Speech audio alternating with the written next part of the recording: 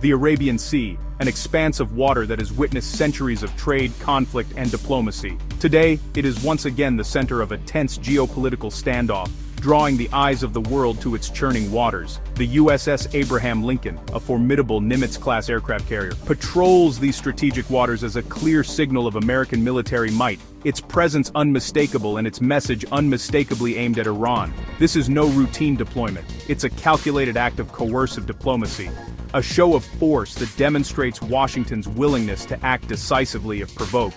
As indirect US-Iran talks unfold in Oman, the carrier's imposing presence looms large, serving as a constant reminder to both sides of just how high the stakes truly are. US officials, including Special Envoy Steve Witkoff, have visited the ship, underscoring American resolve and sending a message of unity after a US pilot recently downed an Iranian drone in the area, a stark reminder of how quickly tensions can escalate. The region is on edge, with the risk of miscalculation ever present and every decision carrying the potential for unintended consequences. The deployment is both a pressure tactic and a gamble, meant to force Iran to negotiate, but at the same time, it risks igniting a wider conflict that could draw in other powers and destabilize the region. The world watches anxiously, uncertain if this is a prelude to peace, a calculated bluff, or the opening moves of a much larger confrontation. In these waters, the stakes could not be higher, and every move is fraught with consequence. Today's tense standoff is rooted in a recent devastating war, sparked by an Israeli bombing campaign that sent shockwaves across the region and shattered any sense of stability. The conflict quickly escalated, drawing in the US and Iran for 12 brutal days of relentless fighting, with both sides suffering heavy losses and the world watching anxiously. The aftermath left Iran battered by harsh international sanctions and deep internal unrest, with widespread protests erupting just last month and shaking the foundations of the regime. In response, the regime tightened its grip on power, forming a new defense council to streamline military decisions and project strength to both its people and the world. This restructuring signals Iran's readiness for further conflict, even as it faces mounting economic and political pressure, with ordinary citizens bearing the brunt of hardship and uncertainty. Iran now enters negotiations wary and wounded, seeking desperately needed sanctions relief, but unwilling to appear weak or make concessions that could undermine its authority.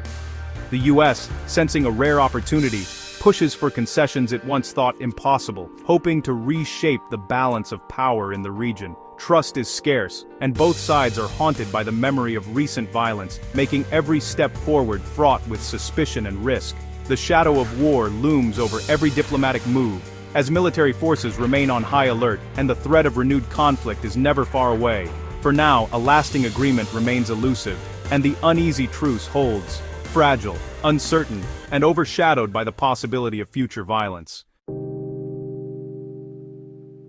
Even as warships patrol, diplomacy flickers in Oman, where US and Iranian officials have begun indirect talks. The US demands nuclear concessions, Iran insists on its right to enrichment and refuses to discuss its missile program. Sanctions intensify, new tariffs and blacklists target Iran's oil trade, deepening its isolation. The USS Abraham Lincoln's presence is meant to pressure Iran, but Tehran sees it as a threat, not an invitation.